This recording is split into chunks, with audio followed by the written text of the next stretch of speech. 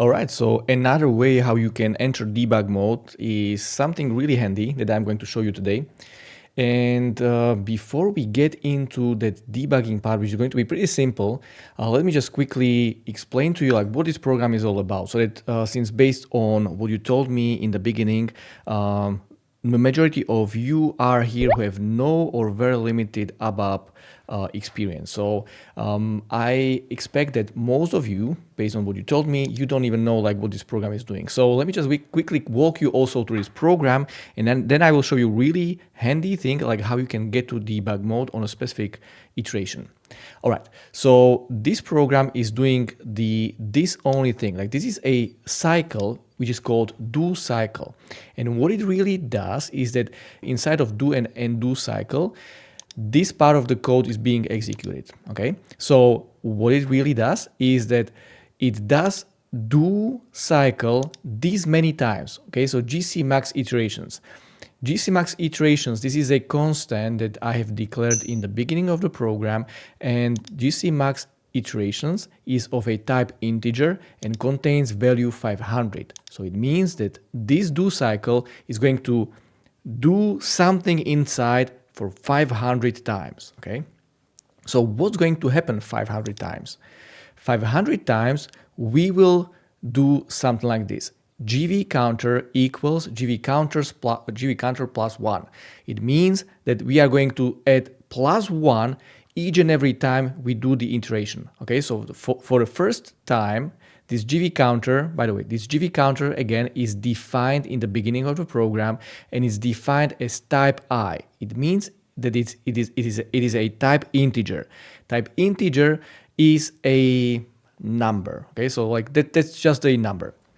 Okay, so what happens is that first time, once we get into that do cycle, this GV counter is going to be empty. It's going to contain value 0. So what we will do, we will add 1 to that 0. Okay, so 0 plus 1 is going to be 1. Okay, then we go to the next do cycle, and then we already have 1 inside of GV counter. Okay, so we will have 1 plus 1, and we will put it into GV counter. Okay, so suddenly it's going to become 2, and then in the next iteration it's going to be 3, 4, and so on. Okay, so if we will do that iteration 500 times, we will end up having value 500 after the whole do cycle. Okay, now what's the point?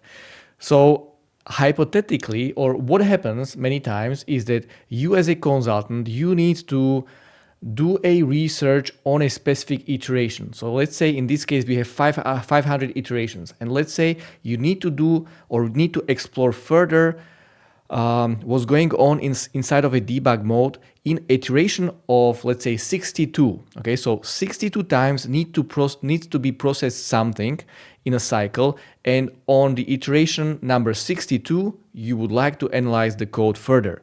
Now how to do that? Because if you would create a breakpoint and get to debug mode, so let me press F8 right now, what's going to happen is that you would have to press F8 62 times in order to get to that specific place of the code which you need to explore further.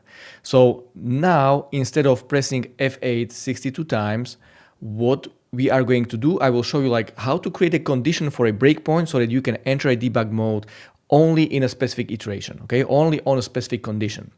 So before I move to this, like another thing that you need to understand is that what is happening once you are entering any cycle in SAP. So in this case, with the do cycle, SAP is changing a system variable called sy-index. Okay, let me just paste it here. So right now, sy-index equals 1. It means that we have entered a do cycle and we are in a first iteration. Now, if I would press F5, next step is end do cycle. Okay, so we go to end do and then jump back into a do cycle and we go to a second iteration, F5.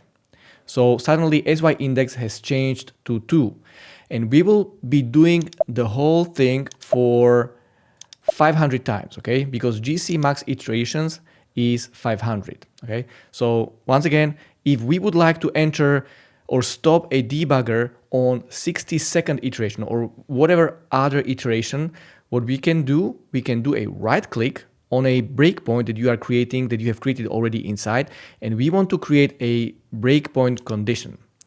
So if we click on this, suddenly pop-up window comes up, and what we want to do, we want to say that SAP please stop at SY index equals 62. Okay, so it means that we have to use something that SAP knows, like in which iteration we are. Since SY index is the system variable that is holding this number of iterations, that's what we can do, and we can click continue.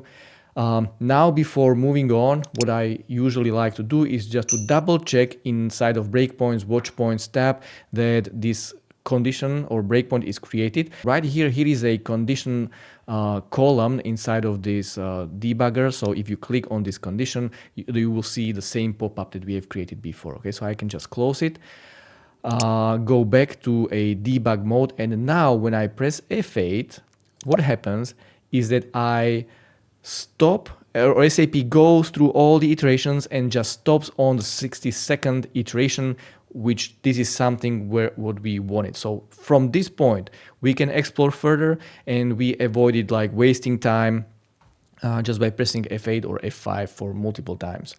And in a few upcoming sessions, we will still focus on how to get into a debug mode as close as possible to the place that you need to explore further. And from that point, we will sum it up so that you can then choose from whatever options you have to get you as close as possible to the place that you need to explore further. For now, all from my side. Have a nice day. Talk to you soon.